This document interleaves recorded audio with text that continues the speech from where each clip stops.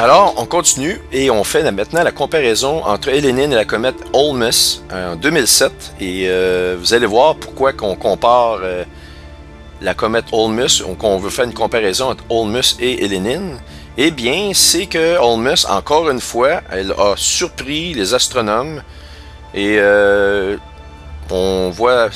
Écoutez, quand je parle des astronomes, j'ai moi-même été astronome amateur étant plus jeune. Et il y a beaucoup d'astronomes amateurs qui se posent des questions. Et je ne vous pointe pas du doigt, je pointe plutôt les astronomes qui croient qu'ils connaissent toutes, qui ont toutes les réponses. C'est surtout eux autres que je vise et ne vous sentez pas visé si vous faites de l'astronomie. J'ai au contraire un énorme respect pour ce que vous faites.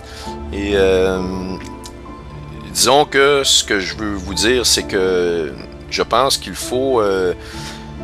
en tant qu'être humain, réfléchir sur nous-mêmes et se dire qu'on ne connaît pas tout et qu'il y a des événements effectivement qui se produisent actuellement qui sont assez particuliers et qu'on peut tenter d'expliquer, mais ça nous amène à la conclusion que l'être humain, on ne connaît pas grand-chose finalement dans le monde dans lequel on vit. Ici, donc Elenin et Olmus. Donc la comète Olmus, elle a mystérieusement augmenté en luminosité à la plus grande surprise des astronomes dans le monde. Et oui, c'est-à-dire que on nous dit que Elenin a une petite brillance, sa magnitude est très élevée, et quand on a une magnitude élevée, c'est le contraire, c'est-à-dire que vous avez une brillance très faible. Plus votre magnitude est élevée, plus votre brillance à l'œil nu ou au télescope est faible. Et si vous avez une brillance même dans les valeurs négatives à ce moment-là, comme le Soleil, une magnitude de moins 26. OK? Donc, c'est énorme. Vous ne regardez pas le soleil avec vos yeux, comme vous le savez. Vous n'allez pas le regarder longtemps et vous ne verrez plus rien. Donc, la comète Olmus est bien, au plaisir et à la grande stupéfaction des astronomes. Ici, on est le 28 octobre. Et regardez le 13 novembre, donc environ 2 semaines plus tard. Elle a, je dirais, si vous regardez le petit rond ici versus celui-là, elle a pris... Son halo de lumière a monté de 100, son noyau, si vous voulez, mais pas le noyau physique, mais le noyau gazeux alentour de la comète, a monté d'un facteur qui semble être environ de 50 à 100 fois. Et regardez ici, au 15 décembre, environ, voyez-vous, la comète s'est illuminée en presque peu de jours et est devenue extrêmement brillante dans l'espace.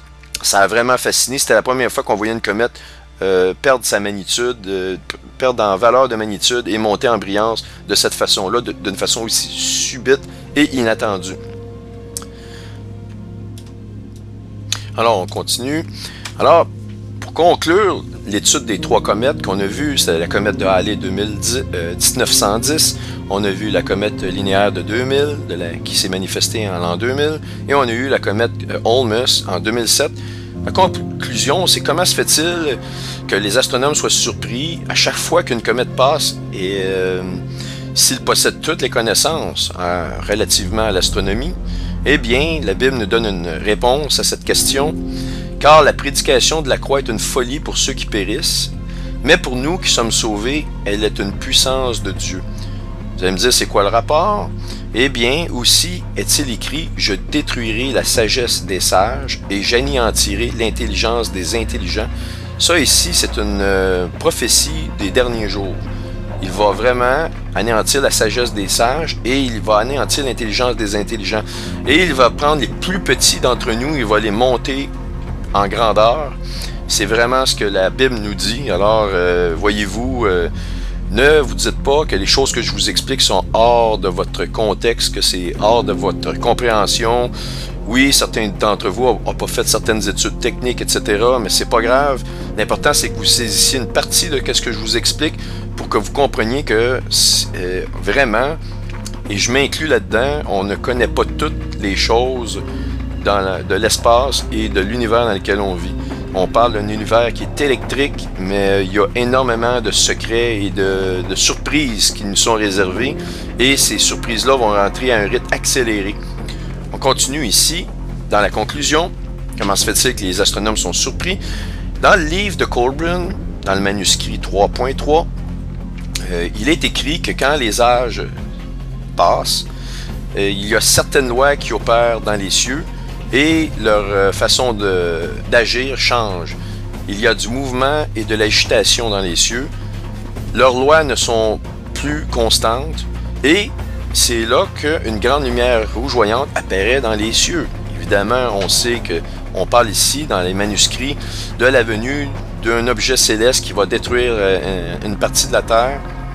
On peut dire même une partie de toutes les espèces sont éliminées à la fois que cet objet-là passe. Lorsque cet objet-là passe, certains vont l'appeler Nibiru, mais moi je préfère l'appeler le Destructeur. C'est ce que ces textes-là l'appellent. Ils l'appellent le Destructeur. Et aussi la Bible appelle Nibiru, ou cette planète-là, ce système planétaire-là qui va rentrer en contact avec le nôtre. Il l'appelle le Destructeur. À ne pas confondre avec l'absinthe, la grande étoile. Beaucoup de chrétiens vont dire « Ah, l'absinthe c'est Nibiru », ce n'est pas Nibiru, ce sont des conséquences d'eux, mais Nibiru est appelé le destructeur dans la Bible. Si vous voyez le mot destructeur dans la Bible, on parle de Nibiru, on parle de cette étoile-là, qui est la seconde étoile de notre système solaire. Donc, voyez-vous, le livre de Colburn, en passant, ne les prenez pas comme des prophéties. C'est des livres d'archives, des vieux textes, des scribes égyptiens. Vous avez les Celtes qui ont écrit dans ces livres-là. Et ils ont tous témoigné du passage d'un objet céleste. Ils la décrivent, de qu'est-ce qu'elle a de l'air. Et les signes avant-coureurs sont tous décrits dans la Colburn. Ça n'a rien à voir avec des prophéties bizarroïdes. Ce sont des livres comme des livres d'histoire. Et évidemment, ces livres-là ont été sous le contrôle des sociétés secrètes pendant des années. Et par, évidemment, sûrement la volonté de Dieu, nous sont venus à notre connaissance seulement dans les années 90 où elles ont été traduites en anglais. Pour ceux qui sont intéressés, vous pouvez m'écrire. Je vous enverrai le site officiel de la Colburn. Vous avez deux personnes qui ont édité, mais la source officielle, je pourrais vous la donner si vous êtes intéressé à l'obtenir.